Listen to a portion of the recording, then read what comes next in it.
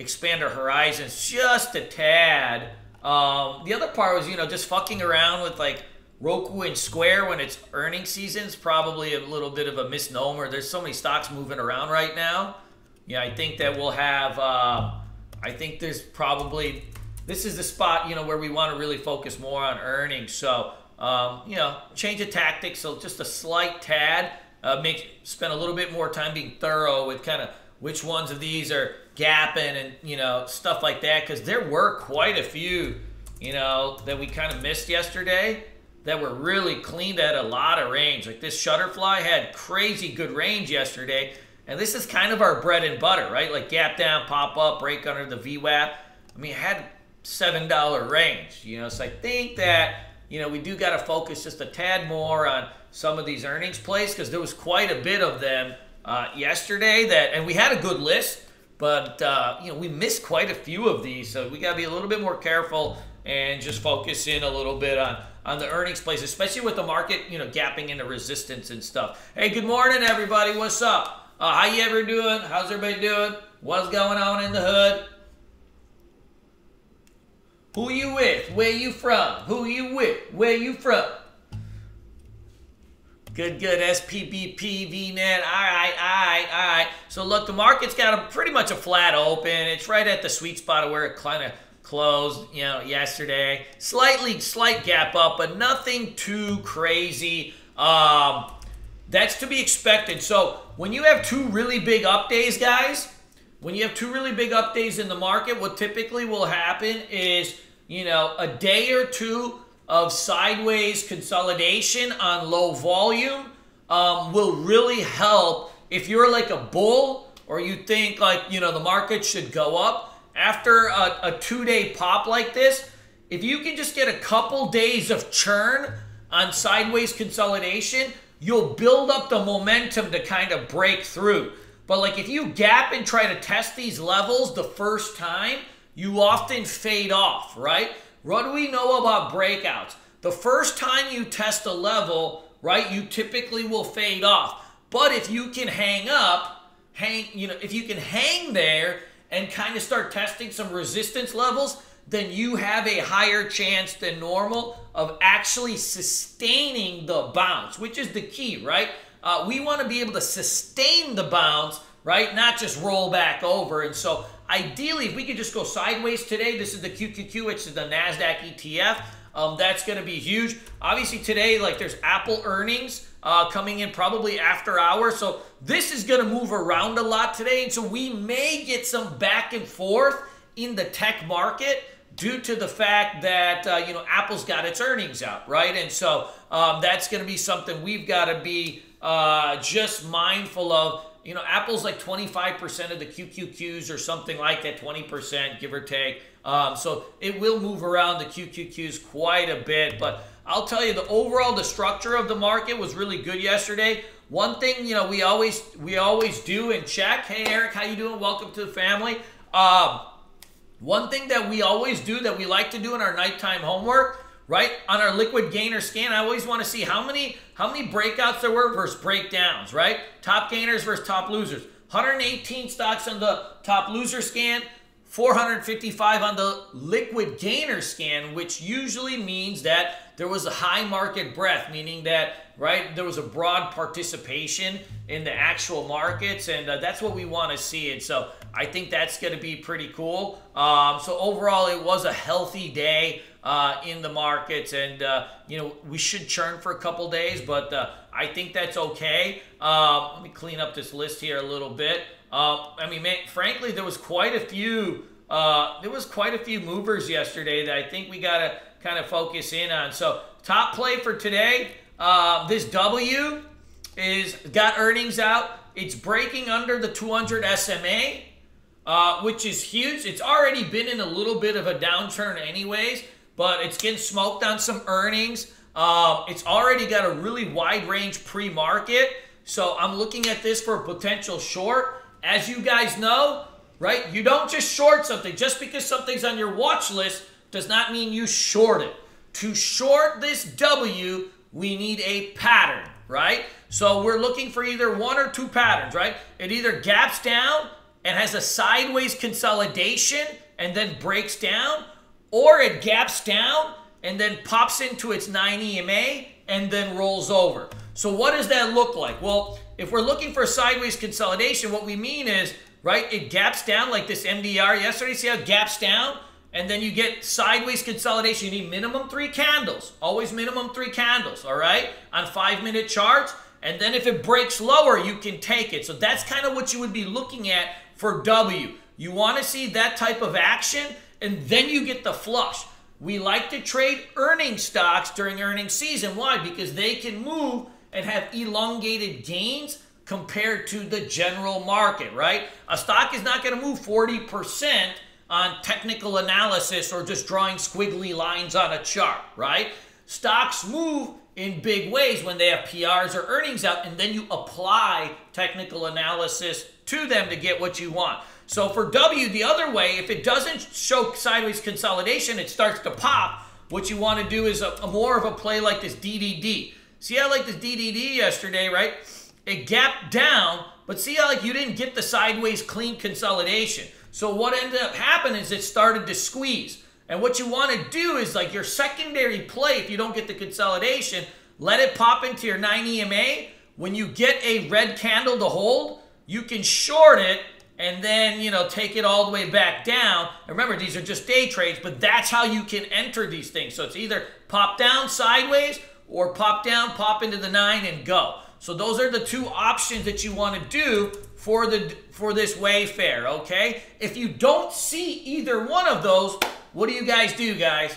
You just leave it alone, right? Sometimes the best trade is just no trade. If we don't see our angle of what we're trying to do, then we're just out of this thing.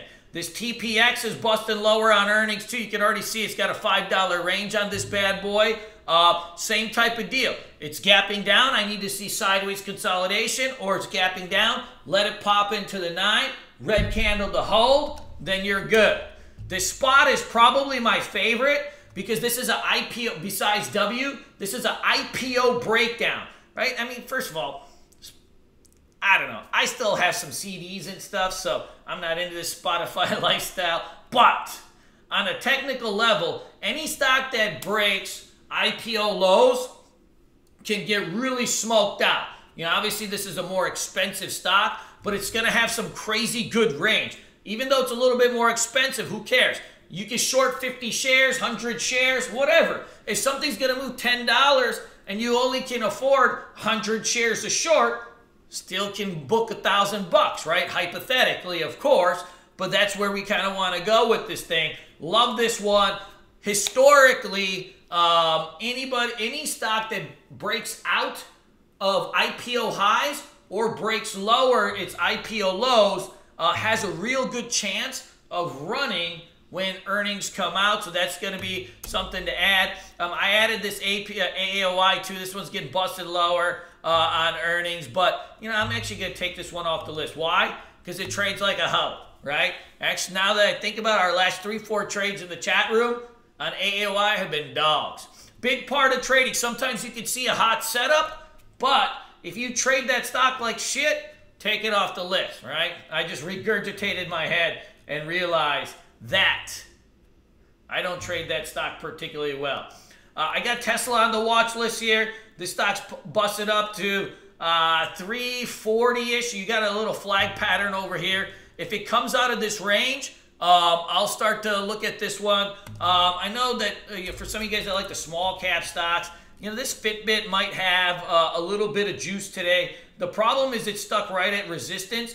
It would need to get over these levels right here before you can start looking at it for a trade. So remember, like, you always have to look at the daily chart. If you wanted to trade a breakout, it needs to break above levels before you can take it. Same type of deal as to the short side. If it gets over on the daily, then intraday you're looking for ORB or quick pullback buy at the open. Midday, it's VWAP, flags, bottom booty bounces, end of day, day-long consolidations, flags, pullback, so on and so forth.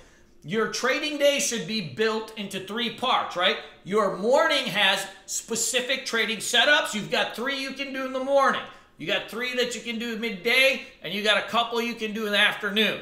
right? And so your trade and your trade setup should match the time of the day. So be mindful of that. I got this Facebook on watch. If this thing gaps up, I'll take this thing for a green to red, meaning a rollover. You could see yesterday it got smoked out even after it gapped up on earnings. Any big push into this, into kind of, if this thing gets into the 153s, something like that, I'll look to potentially short this thing for a green to red.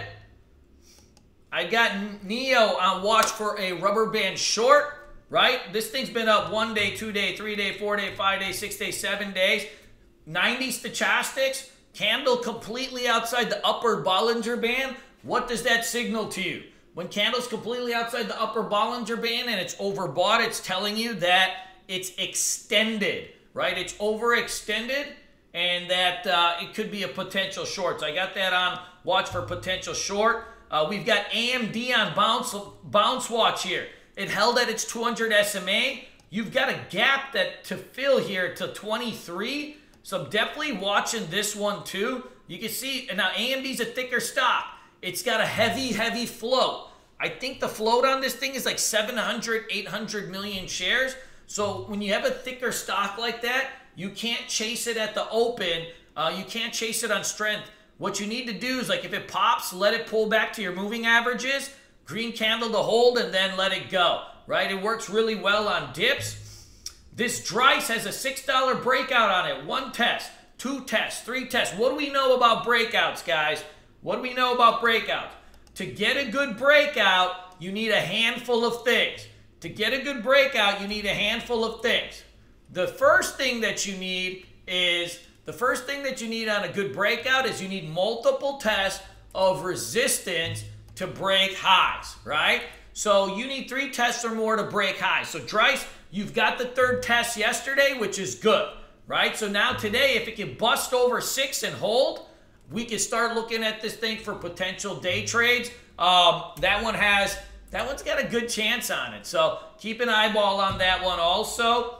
CDNA on breakout watch also. This one's got high relative strength, right? It's been, even with the market getting smoked, this one's been staying strong.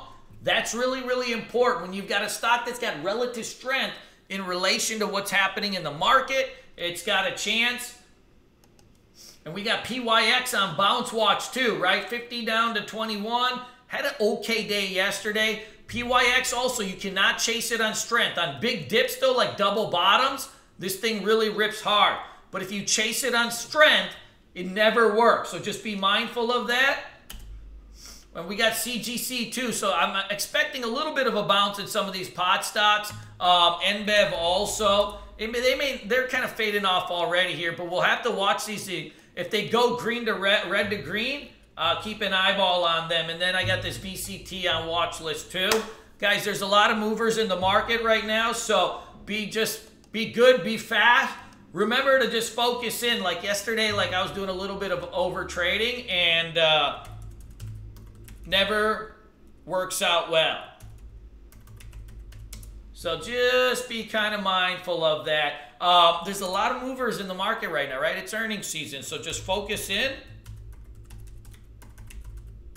and do what you got to do, okay? Top plays, remember, W and spot.